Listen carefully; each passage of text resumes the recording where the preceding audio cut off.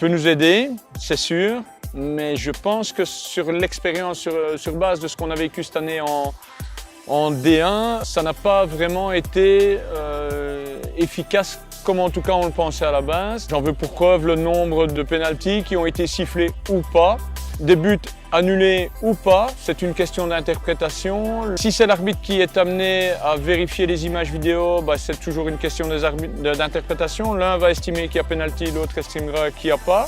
Donc deux poids, deux mesures. Si c'est le VAR qui décide, donc en l'occurrence la personne placée dans la camionnette, même chose, elle est seule et donc elle prend une décision qui sans doute ne fera pas l'unanimité. Moi je suis un peu partisan de ce qui se faisait avant et de ce qui continue à se faire au niveau inférieur et provincial, à savoir l'interprétation pure et simple de l'arbitre.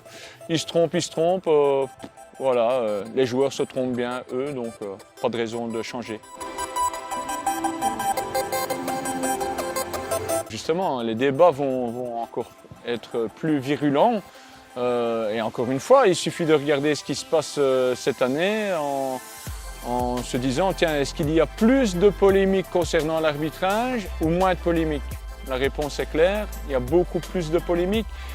Studio Foot le lundi, on est la meilleure preuve avec notre ami Marcel Javot, grand arbitre s'il en est, qui chaque semaine doit intervenir et où sur le plateau, il y a chaque fois des opinions différentes. Donc je pense que non, que du contraire, au lieu d'attiser, d'atténuer les tensions, on ne fait que les amplifier.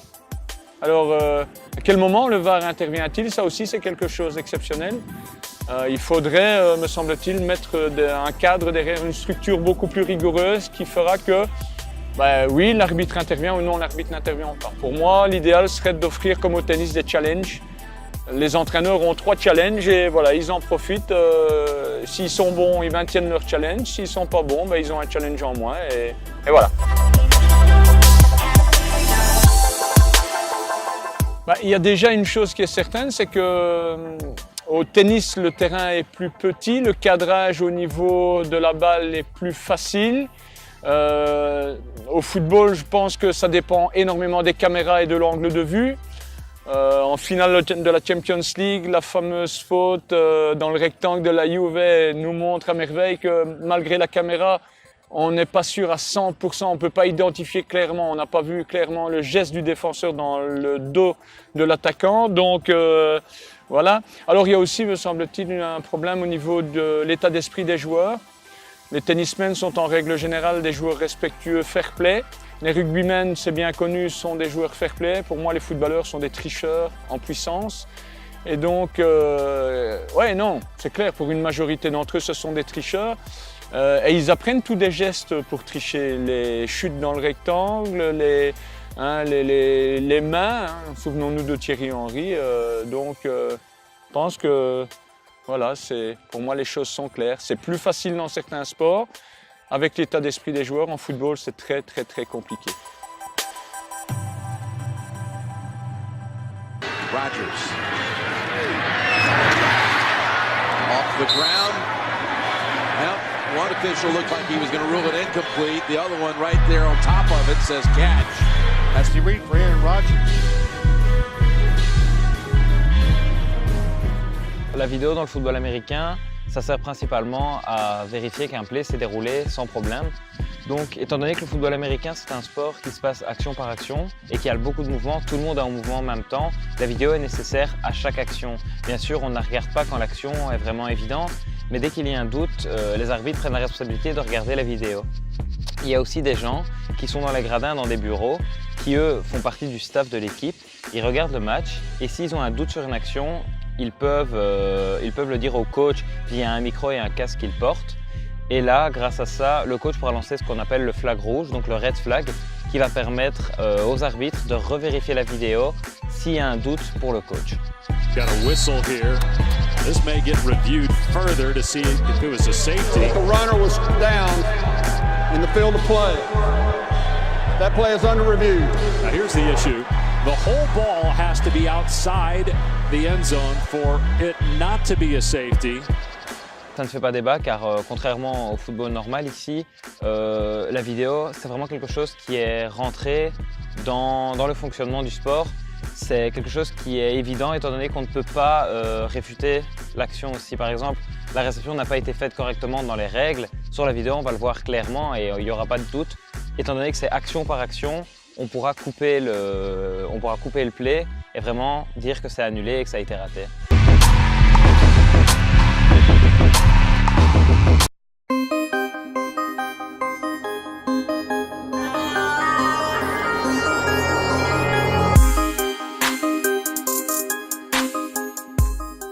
Donc il y a 4 situations qui sont décrites dans le protocole établi par l'organisme qui décide un petit peu des lois du jeu et notamment aussi de l'arbitrage vidéo.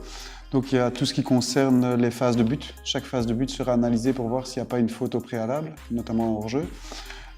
Toutes les phases de penalty seront analysées par l'arbitre vidéo. Les phases de carte rouge et alors les phases où l'arbitre aurait peut-être donné une carte à un mauvais joueur, comme on a eu le cas l'année passée à 2 reprises.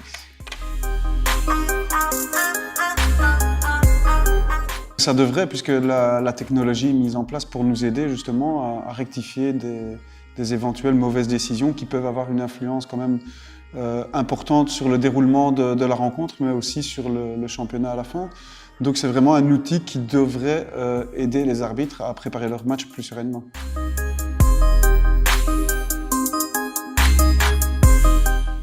Non, mais il y a un effet pervers à ça parce que directement, ça corrige notre mauvaise décision. Mais ça veut dire que les 5, 10, 15 ou 20 000 personnes qui sont dans le stade voient qu'on s'est trompé. Et donc, bien entendu, l'autorité de l'arbitre est remise par moment en cause. Et donc, si on doit changer une décision après 2 ou 3 minutes, on a encore 87 à 88 minutes à faire où les gens jouent un petit peu avec nos nerfs et nous disent « Allez, va voir l'arbitrage vidéo, va voir la vidéo pour être sûr que… » Donc voilà, il faut bien être prêt mentalement et être très fort mentalement aussi. Je l'espère, très sincèrement. C'est vrai que les joueurs devraient avoir un peu plus confiance en cet arbitrage vidéo. Maintenant, l'arbitrage vidéo vient d'être implémenté dans le foot et comme chaque système, il y a des petites maladies qu'il faudra soigner au début. Donc voilà, on a eu une première phase test avec 48 matchs en compétition régulière. On a eu les playoffs 1, donc espérons que l'année prochaine, l'arbitrage vidéo sera déjà plus performant et qu'à terme, il sera très performant. Il y a les petites maladies du début, donc c'est normal qu'on va en parler beaucoup plus. Maintenant, il ne faut pas commencer à comparer l'arbitrage vidéo dans le foot avec l'arbitrage vidéo dans le tennis. Je pense que l'arbitrage vidéo dans le tennis est beaucoup plus clair puisque c'est simplement voir si la balle a tapé dans la bonne zone ou pas. Donc voilà, il y a beaucoup moins d'interprétation à ce niveau-là que dans le foot. Quand on voit la vidéo dans le hockey, c'est est-ce que la balle a touché le pied ou pas. Dans le foot, est-ce que la balle a touché la main ou pas? Oui, mais il y a toujours une phase d'interprétation puisque chez nous, il y a le hands involontaire, tandis que dans le hockey, c'est touché, c'est touché. Donc voilà, il y a toujours un peu plus d'interprétation dans le foot, donc il y aura toujours d'office plus de discussion.